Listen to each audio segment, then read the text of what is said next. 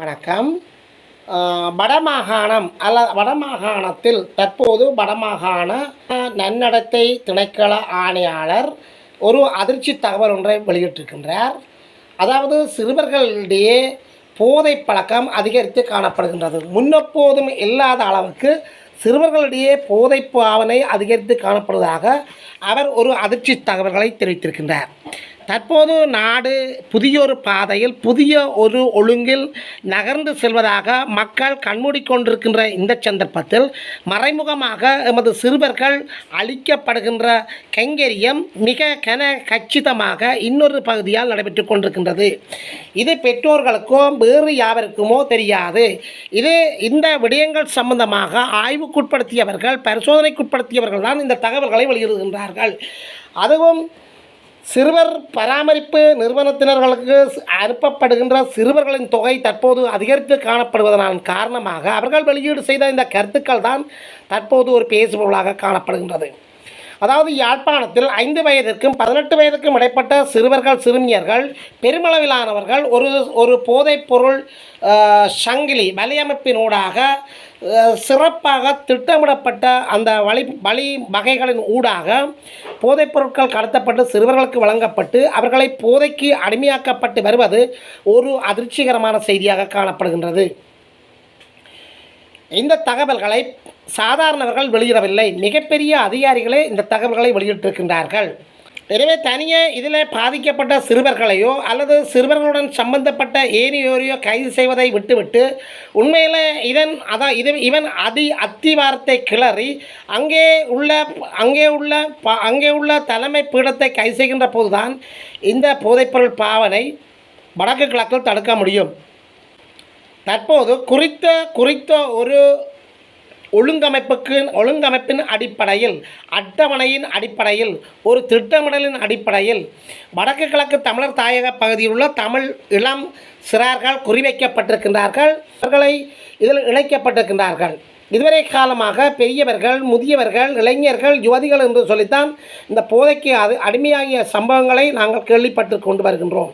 மாறாக 5 வயதுக்கும் 18 வயதுக்கும் உட்பட்ட சிறுவர்கள், பாடசாலை மாணவர்கள் தற்போது பாதிக்கப்பட்டிருக்கின்றார்கள். 7 மாணவர்கள் அண்மைய பரிசோதனை ஒன்றில் கண்டுபிடிக்கப்பட்டிருக்கின்றார்கள் போதைக்கு அடிமையானவர்கள் என்று. இவர்கள் நன்னடத்தை சிறுவர் பராமரிப்பு இல்லத்தில் ஒப்படைக்கப்பட்டிருக்கின்றார்கள். இந்த இல்லங்களின் குறித்த அதிகாரிகளால் வெளியீடு செய்யப்பட்ட இந்த அதிர்ச்சி தகவல்கள் தான் தற்போது வடமாகாணத்தில் மட்டுமில்லை, உலகளாவிய ரீதியில் ஒரு அச்ச நிலையை ஏற்படுத்தியிருக்கின்றது. இவற்றின் தோற்றுவாய்கள் யார்?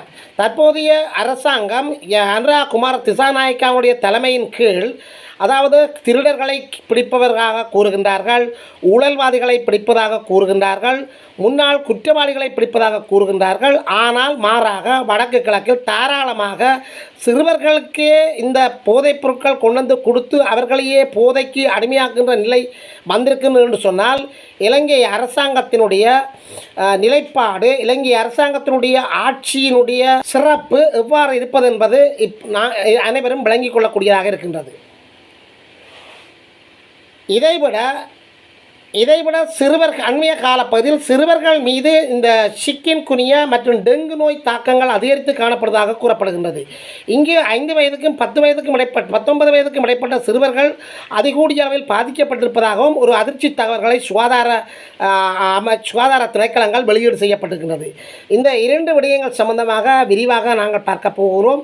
எமது காணொலிக்கு நீங்கள் புதியவராக இருந்தால் சப்ஸ்கிரைப் பண்ணாமல் தொடர்ந்து பார்ப்பவராக இருந்தால் மறக்காமல் சப்ஸ்கிரைப் பண்ணுங்கள், ஷேர் பண்ணுங்கள், கமெண்ட்ஸ் பண்ணுங்கள், லைக் பண்ணுங்கள். அருகில் இருக்கின்ற பெல் ஐக்கானை கிளிக் பண்ணி நாங்கள் போடுகின்ற காணொலிகள் அனைத்தையும் உடனுக்குடன் பார்க்கக்கூடியவாறான நோட்டிஃபிகேஷனை ஏற்படுத்திக் கொள்ளுங்கள். விரிவான விளக்கங்களுக்கு செல்வோம். உயிர்கொல்லி போதை பாவனைக்கு அடிமையாகும் சிறுவர்கள் சிறுமியர்கள். சிறுவர் நன்னடத்தை பிரிவு அதிகாரி அதிர்ச்சி தகவல்கள். 36 சிறுவர்கள் பாதிக்கப்பட்டிருப்பார்கள் என்று இன்னொரு அதிர்ச்சி தகவல்களையும் வெளியிட்டிருக்கின்றார். போதைப்பொருள் பாவனைக்கு அடிமையாவோரின் எண்ணிக்கை அதிகரித்துள்ளது. 15 வயது மற்றும் 18 வயதுக்கு இடைப்பட்ட சுமார் 36 சிறுவர்கள் போதைப்பொருளுக்கு அடிமையாகி, அதாவது வடக்கு கிழக்கு அல்லாத வடமாகாணத்தில் மட்டும் இவ்வாறு அடிமையாகி நீதிமன்றத்தினால் தம்மிடம் ஒப்படைக்கப்பட்டுள்ளதாக வடக்கு மாகாண சிறுவர் நன்னடத்தை திணைக்கள ஆணையாளர் இந்த கருத்தை தெரிவித்திருக்கின்றார். இந்த கருத்து ஒரு சாதாரணமான கருத்தில்லை. எமது நாட்டினுடைய எதிர்கால தூண்கள் இந்த சிறுவர்கள் சிறுமியர்கள். எதிர்காலத்தில் இந்த நாட்டின் சொந்தக்காரர்கள், இந்த நாட்டை ஆளப்போவர்கள், இந்த நாட்டை கட்டி எழுப்புகின்ற சிற்பிகள், செதுக்குகின்ற கலைஞர்களாக இந்த சிறுவர்கள் காணப்படுகின்றார்கள்.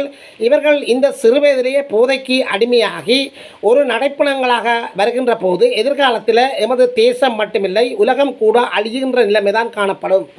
உயிர்கொல்லி போதைப்பொருள் பாவனைக்கு அடிமையானவர்களுக்கு மறுவாழ்வளிக்கும் நிலையத்தை ஆரம்பிப்பது தொடர்பாக கலந்துரையாடல் ஒன்று வடமாகாண ஆளுநர் செயலகத்தில் கடந்த வியாழக்கிழமை நடைபெற்றிருக்கின்றது. அதில் கலந்து கொண்டு கருத்து தெரிவிக்கையில் அவர் இவ்வாறு தெரிவித்துள்ளார். யாழ்ப்பாணம் போதானா மருத்துவமனையில் சட்ட மருத்துவ அதிகாரி எஸ் பிரணவன் மாணவர்களிடையே உயிர்கொல்லி போதை மாத்திரையின் பயன்பாடு அதிகரித்துள்ளது என்று சுட்டிக்காட்டினார். சந்தேகத்தின் அடிப்படையில் அழைத்து வரப்பட்ட 10 மாணவர்களில் 7 பேருக்கு உயிர்கொல்லி போதை மாத்திரை பயன்படுத்தியமைக்கான பெறுபேறு கிடைக்கப்பெற்றிருப்பதாகவும் அவர் அதிர்ச்சி தகவல் ஒன்றை வெளியிட்டிருக்கின்றார். உயிர்கொல்லி போதை மாத்திரையை வடக்குக்கு கொண்டு வரும் மொத்த விற்பனை செய்யும் நிறுவனத்திடமிருந்து அந்த மாத்திரைகள் விநியோகிக்கும் சங்கிலியை கண்காணித்து சோதனை செய்தாலே இதனை இலகுவாக கட்டுப்படுத்தக்கூடியதாக இருக்கும் என குறிப்பிட்டிருக்கின்றார். இதனை உடனடியாக நடைமுறைப்படுத்துமாறு யாழ்ப்பாண பிராந்திய சுகாதார சேவைகள் பணிப்பாளருக்கு வடமாகாண ஆளுநர் பணிப்புரை விடுத்திருக்கின்றார். இந்த கலந்துரையாடலில் வடக்கு மாகாண பிரதம செயலாளர், வடமாகாண ஆளுநரின் செயலாளர், யாழ் மாவட்ட செயலாளர், வடக்கு மாகாண சிறுவர் நன்னடத்தை திணைக்கள ஆணையாளர், வடமாகாண சுகாதார சேவைகள் பணிப்பாளர், யாழ்ப்பாண பிராந்திய சுகாதார சேவைகள் பணிப்பாளர், உளவள ஆலோசகர்கள், தேசிய அபாயகர ஊடகங்கள் கட்டுப்பாட்டு சபையினர் இணைப்பாளர்கள், யாழ்ப்பாணம் போதானா மருத்துவமனையின் சட்ட மருத்துவ அதிகாரி ஆகியோர் நேரடியாகவும் வடக்கின் ஏனைய மாவட்டங்களின் மாவட்ட செயலாளர்கள், பிரதேச செயலாளர்கள், வடமாகாண கல்வி அமைச்சின் செயலாளர் ஆகியோர் ஷூம் செயலி ஊடகமும் இணைந்து கொண்டமை குறிப்பிடத்தக்க ஒரு அம்சமாக காணப்படுகின்றது. அடுத்தது சிறுவர்களை தாக்குகின்ற நோய், அதாவது நுளம்பு போன்ற கொசுக்களால் சிறுவர்கள் அண்மை காலமாக கடுமையாக பாதிக்கப்பட்டு வருவதாக செய்திகள் வெளியாகி வருகின்றது. டெங்கு, சிக்கன்குனியா பரவல் அதிக பாதிப்புக்குள்ளாகும் மாணவர்கள் சுகாதார அமைச்சு எச்சரிக்கை. நிலவும் மழையுடனான வானிலை காரணமாக நாடு முழுவதும் சிக்கன்குனியா மற்றும் டெங்கு நோய் பரவும் ஆபத்து காணப்படுவதாக கல்வி அமைச்சு சுகாதார அமைச்சுக்கு அறிவுறுத்தியுள்ளது. அத்துடன் கடந்த 31ஆம் தேதி வரை நாட்டின் பல்வேறு பகுதிகளில் பதிவான டெங்கு நோயாளர்களில் அதிகமானோர் 5 வயது முதல் 19 வயதுக்கு இடைப்பட்ட பாடசாலை மாணவர்களாகும் என சுகாதார அமைச்சு சுட்டிக்காட்டியுள்ளது.